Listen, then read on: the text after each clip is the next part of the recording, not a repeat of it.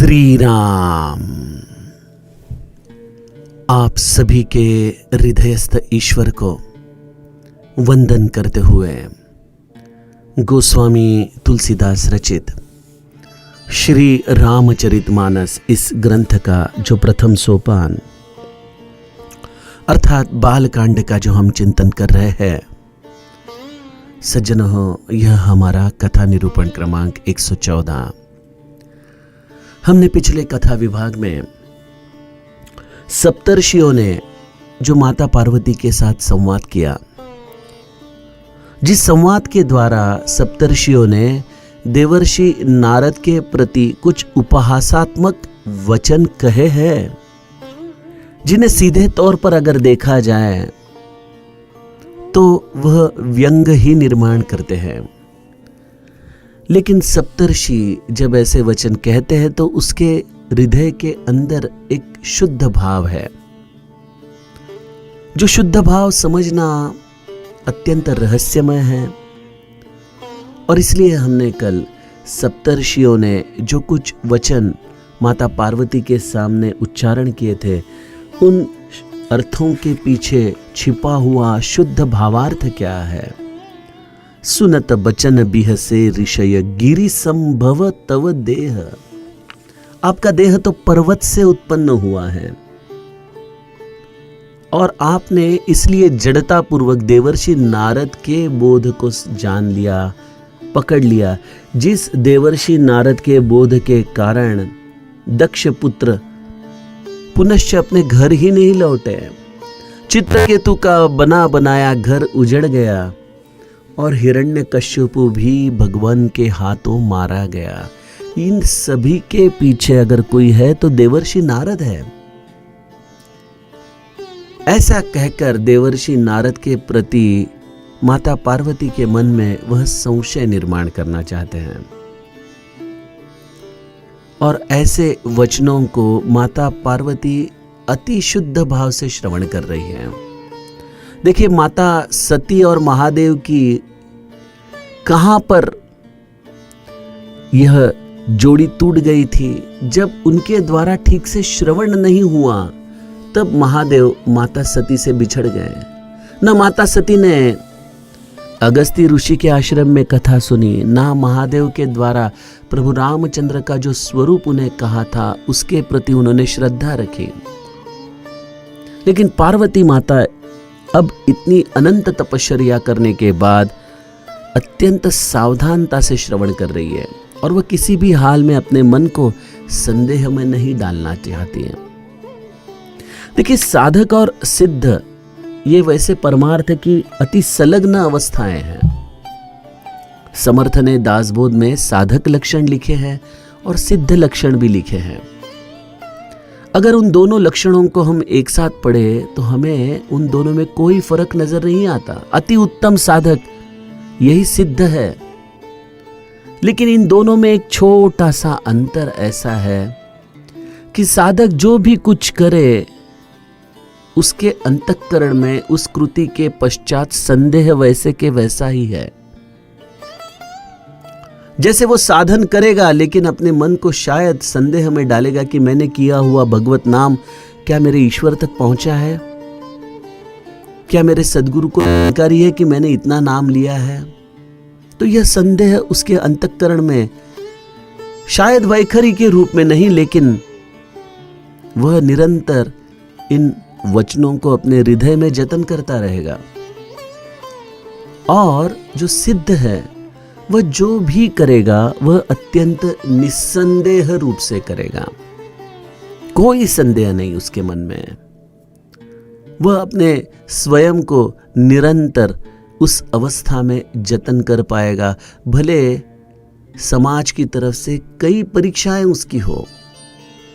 तो माता पार्वती यह परम सिद्ध है, और इसलिए सप्तर्षि जैसे इतने जटिल परीक्षा लेने वाले उसके सामने खड़े हैं, लेकिन सप्तर्षि भी माता पार्वती के मन में संदेह निर्माण नहीं कर पाएंगे। आइए देखते हैं कि सप्तर्षियों ने माता पार्वती के सामने और क्या क्या वचन कहे हैं। वह कहते हैं, नारद सिख जे सुनहि नर नारी, अवसी हो ही तजी भवनु भिखारी। हे पार्वती, हमारी बात ठीक से सुनो। जो स्त्री पुरुष देवर्षि नारद का उपदेश सुनेंगे वह निश्चित ही अपने घरदार का त्याग कर भिखारी बन जाएंगे। देवर्षि नारद के उपदेश से आपने देखा ना चित्रकेतु की क्या अवस्था हुई, दक्ष के पुत्रों की क्या अवस्था हुई, और हिरण्यकश्यपु भी अपने ही राज में मारा गया। तो देवर्षि नारद के द्वारा किसी की संपन्नता देखी ही नहीं जाती। वह उन्हें इस तरह से उपदेश करते हैं जिसके कारण वह अपने घर से बाहर निकले, घर का त्याग करे और भीख मांगते हुए घूमे। इसलिए हम कहते हैं कि देवर्षि नारद का मन बिल्कुल कपटी है और उनके शरीर पर कई सज्जन के चिन्ह हमें दिखाई देते हैं, लेकिन उसके बाह्य वेश से मत जाना पार्वती। बड़ा धूर्त है अंदर से यह देवर्षि नारद, बहुत कपटी है। देखिए सज्जनों, हमारे गुरु के प्रति अगर कोई हमें ऐसे वचन कहे तो जिस तरह से माता कैकेयी मंथरा के वचनों के जाल में फंस गई, कभी कभी हमारे मन में भी ऐसी ही अवस्था हो जाती है। हम भी मन में विचार करने लगते हैं कि ये लोग जो मेरे गुरु के प्रति कह रहे हैं, क्या शायद ये सच है? क्या ये ऐसी ही अवस्था है मेरे गुरु की? और फिर हम उस वहम में पड़ जाते हैं, संशय में पड़ जाते हैं, और यह बहुत खतरनाक बीमारी है परमार्थ में। क्योंकि गुरु के प्रति हमारे मन में संदेह आना ये समस्त साधन को खराब करने वाली चीज है। समस्त साधन को, अगर कुछ होगा तो मेरे गुरु के द्वारा ही होगा। अगर मेरे जीवन में कोई ईश्वर रूप है तो मेरा गुरु ही है। मेरा अंतिम हितैषी अगर कोई है तो वह मेरा गुरु ही है। यह दृढ़ धारणा हमारे जीवन में निरंतर बरकरार रखना, इसी का नाम है तपस्या।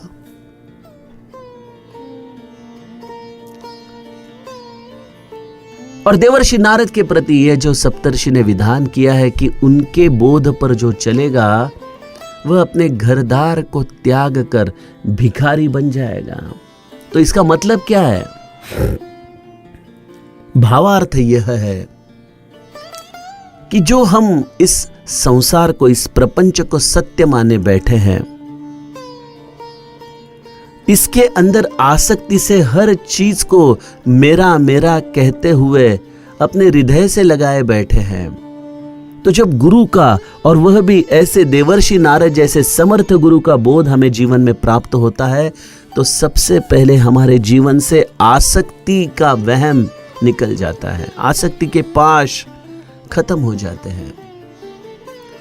और जैसे ही हम आसक्ति मुक्त होते हैं तो घर में चीजें हैं लेकिन हम उन चीजों के साथ अब संबंधित नहीं रहे, संपर्क में नहीं रहे, हम उनसे दूर हो चुके हैं। ऐसी मन की अवस्था जिसके कारण हम इन सभी चीजों में रहते हुए भी उनसे परे हैं, एक तरह से हमने उनका मन से त्याग कर दिया है। और यही वैराग्य है जिसे गोस्वामी जी ने अवसी हो ही तजी भवनु भिखारी, भिखारी यह शब्द उसके लिए जो उन्होंने इस्तेमाल किया है, लेकिन उसका पर्यायवाचक शब्द है वैराग्य। और वैराग्य ऐसा ही होना चाहिए कि वक्त आए तो घर से बिल्कुल सहजता से हम निकल पड़े। जैसे मेरे सदगुरु अपने माँ को काशी यात्रा के लिए निकल पड़ रहे थे घर से, और तब माँ का उन्होंने देखा कि उसका जी घर में फंसा है। वो सोच रही मन में कि अब इतने 2-4 महीने हम काशी जाएंगे तो घर का क्या होगा। तो महाराज ने क्या किया, अपने माँ को बोला कि माँ, मैं ये आपकी समस्या अभी हल किए देता हूँ। और एक गुरुजी के द्वारा एक तुलसी पत्र मंगवाया और इस तुलसी दल को अपने घर पर रखते हुए समस्त गांव वालों को कहा कि आप मेरे माँ के सामने ही मेरे घर को लूट लो, ताकि माँ को मालूम पड़े कौन क्या लेके जा रहा है और वो निश्चिंत हो जाए। और लोगों ने श्री महाराज के घर से वस्तुएं ली भी प्रसाद समझकर। और फिर महाराज ने कहा कि अब तो तू निश्चिंत है, अब तो कोई तुझे चिंता करने की जरूरत नहीं। तो मां ने अपने सर को हाथ लगाकर कहा कि गणु, तू तो सचमुच सन्यासी है रे। तेरी शादी करके मुझे लग रहा था कि तू साधु से गृहस्थ बन जाएगा, लेकिन नहीं, तू गृहस्थाश्रमी कभी था ही नहीं। प्रपंचीक नाही जयाते उपाधि। तो जिस सहजता ने श्री महाराज ने अपने घर को अपने आंखों के सामने लुटवा दिया, यह कोई आसान बात नहीं है सज्जनों। ये तभी हो सकता है जब आप निरासक्त हो, जब आप किसी भी इस असार चीज से अपने जी से जुड़े नहीं हो। और यह तभी होता है जब आपको देवर्षि नारद जैसा सद्गुरु बोध देता है। मन कपटी तन सज्जन चीन्हा, आप सरिस सब ही चह कीन्हा। देखिए, कलयुग में सज्जन हम किसे कहें? जो गृहस्थाश्रमी है, जो हमारे जैसा ही व्यवहार करता हो और जो हमारे जैसी ही बातें करता हो, जो प्रपंच में रस लेता हो, यही तो हमारी सज्जन की व्याख्या है। तो मेरे सद्गुरु भी गृहस्थाश्रमी थे, अन्य लोगों की तरह व्यवहार करते थे। अगर कोई झगड़ा हो, प्रॉपर्टी का कोई वाद हो, तो कोर्ट में जाने से भी वह कभी इतराते नहीं। तो वैसे देखा जाए तो वह एक सज्जन व्यक्ति के ही चिन्ह है, लेकिन मन में कपट है। क्या है कपट? क्योंकि वह सब यह एक खेल की तरह लीला करते थे और मौका मिलते ही व्यक्ति को अपने कपट के द्वारा परमार्थ में खींच लेते थे।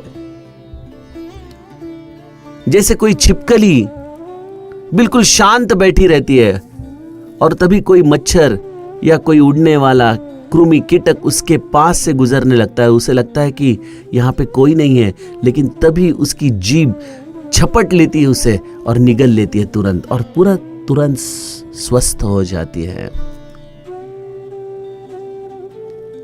वैसे ही गुरु भी मौका देखता है कि इस व्यक्ति को अब मैं भगवत सन्मुख करने के लिए कौन सी क्षण की राह देखूं।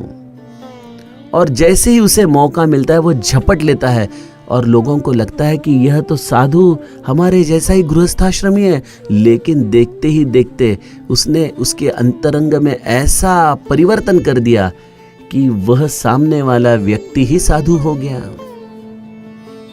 तो यह कपट नहीं तो क्या है? मन कपटी तन सज्जन चीन्हा, आप उस सरिस सब ही चह कीन्हा। और इसलिए जैसे श्री महाराज सबको अपना जैसा बनाना चाहते थे कि घर गृहस्थी में रहे, लेकिन एक नाटक की तरह रहे और अंतरंग अपना भगवतमय करे, उसके स्मरण में हम डूब जाए। यह जो साधु के अंतरंग की अवस्था होती है, बिल्कुल श्री महाराज भी अपने आप को उसी तरह से सभी को करना चाहते हैं, उसी रंग से सबको रंगाना चाहते हैं। मन कपटी तन सज्जन चीन्हा, आप उस सरिस सब ही चह कीन्हा। यह भावार्थ है। देवर्षि नारद का चरित्र देखा जाए तो यह जो उन्होंने उदाहरण दिखा है चित्रकेतु के या दक्ष पुत्रों के, तो अगर हम देखें तो हमें लगता है कि वह भी कपटी ही तो है, क्योंकि उन्होंने इनके बसे बसाए घर को उजाड़ दिया। और जब बात करते हैं तो बिल्कुल सज्जन चिन्हों की भ्रांति वह आचरण करते हैं, लेकिन उनके यह अंतस्थ हेतु को हम समझ नहीं पाते हैं। और इसके अंतरंग में छिपा हुआ भावार्थ हमने सद्गुरु के चरित्र से देखा। आप उस सरिस सब ही चह कीन्हा, तेहि के बचन मानि विश्वासा, तुम चाहहु पति सहज उदासा। और आपने ऐसे देवर्षि नारद के वचनों पर विश्वास रखा। कैसे कहे हम, और देवर्षि नारद ने भी बिल्कुल उनके स्वभाव के अनुसार, कौन सा स्वभाव, मन कपटी तन सज्जन चिन्ह, उन्होंने भी अपने स्वभाव के अनुसार ही आपको उपदेश किया है। आपको कहा है कि जाओ तपस्या करो और महादेव को पति के रूप में प्राप्त करो। तुम चाहूं पति सहज उदासा, आपने ऐसे पति की इच्छा की है जो स्वाभाविक उदासीन है, निर्गुण निर्लज्ज कुबेश कपाली अकुल अगेह दिगंबर ब्याली, जो स्वाभाविक उदासीन हो, गुणहीन हो, निर्लज्ज हो, बिल्कुल अमंगल वेश धारण किया हुआ हो, जिसके गले में नरमुंड की माला हो, जो कुलहीन हो, जिसका कोई घर नहीं है, जो नग्न हो, जो शरीर पर सर्प धारण किए हुए वन में विचरण करता हो, ऐसा कोई व्यक्ति आपका पति हो, ऐसा उपदेश आपको देवर्षि नारद ने दिया।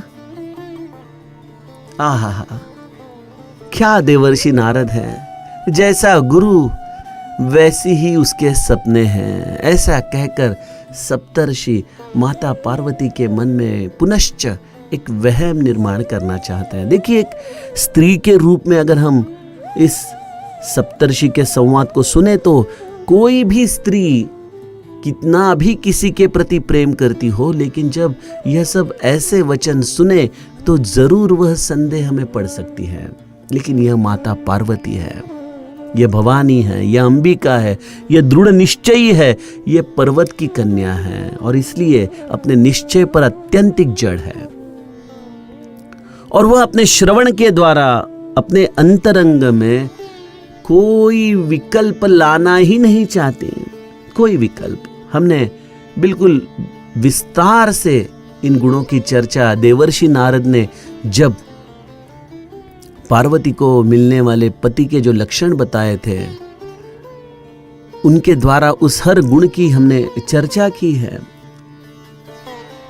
तो स्वाभाविक उदासीन पार्वती माता समझती है कि यह संसार रस से उदासीन ही है, क्योंकि भगवत रस में वो मस्त है।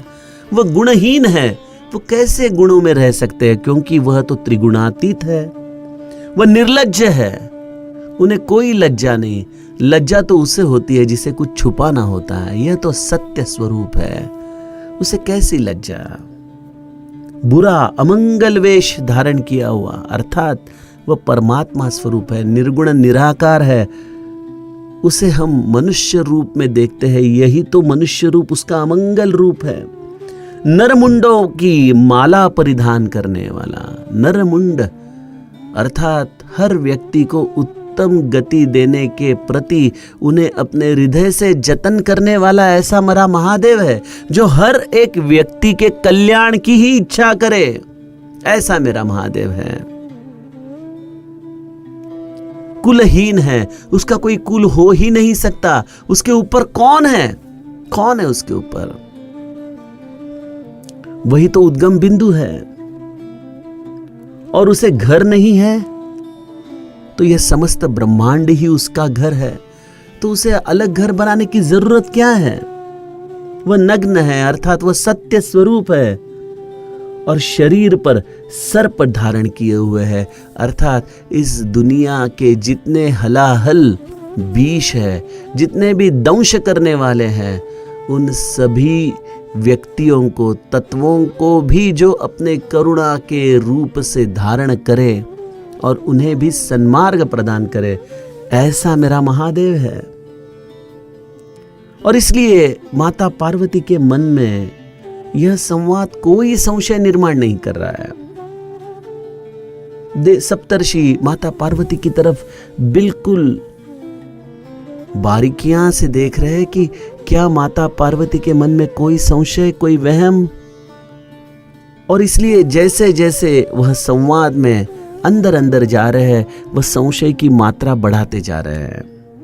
उन्होंने सबसे पहले माता पार्वती को पर्वत की कन्या कहा, फिर उन्होंने देवर्षि नारद के प्रति संशय निर्माण करना चाहा और उसके पश्चात उन्होंने महादेव के प्रति माता पार्वती के मन में यह वहम निर्माण करना चाहा। वो कहती है, कहु कवन सुख अस बरु पाए, भल भूली हूं ठग के बौराए। मुझे बताओ पार्वती, आप इतनी तपश्चर्या करने के पश्चात महादेव से विवाह करना चाहती हो, ऐसे वर के साथ विवाह करने के पश्चात आपने कभी आपके गृहस्थी के बारे में विचार किया है? कहां होगी आपकी गृहस्थी? ऐसे अमंगल वेश धारण किए हुए, नरमुंड की माला लिए जो सर्प परिधान करके घूमता है, ऐसे तत्व के साथ आप गृहस्थी बसाना चाहती हो? अरे कभी सोचा तो होता, कभी कल्पना तो की होती कि आप इनके साथ संसार कैसे निभाओगे? क्या आपको कोई सुख प्राप्त तो होगा महादेव से? आप बिल्कुल स्वभाव से अत्यंत निरागस हो, बिल्कुल एक कन्या की तरह आपका स्वभाव, एक बालिका का स्वभाव है आपका। आपने गलती से उस देवर्षि नारद के बहकावे में आकर अपने आप को बहुत ज्यादा कष्ट दे दिए हैं, बहुत कष्ट दिए हैं। अरे वो देवर्षि नारद का तो आदत ही है ऐसी कि जो भी व्यक्ति मिले उसको अपने बहकावे में लाओ और उसको ऐसे घुमाओ। ये कपट करना उसका स्वभाव ही तो है। भल भूली हूं ठग के बौराए, क्या शब्द दिया है देवर्षि नारद के प्रति सप्तर्षियों ने। ठग, जो ठगता है, जो लुच्चा है, जो कपटी है, तो ऐसे देवर्षि नारद क्या हमें ठगते हैं? सच में हमारे जीवन से जो अज्ञान ठग ले, वही तो सद्गुरु है, वही तो सद्गुरु है।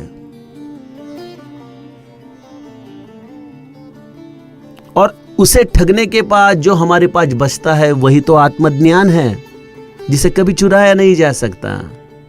लेकिन उसे प्राप्त करने के लिए इसे ठगना बहुत जरूरी है, और वह ठगने का काम करता है सद्गुरु।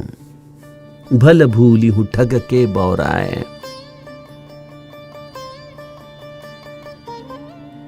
सप्तर्षि माता पार्वती को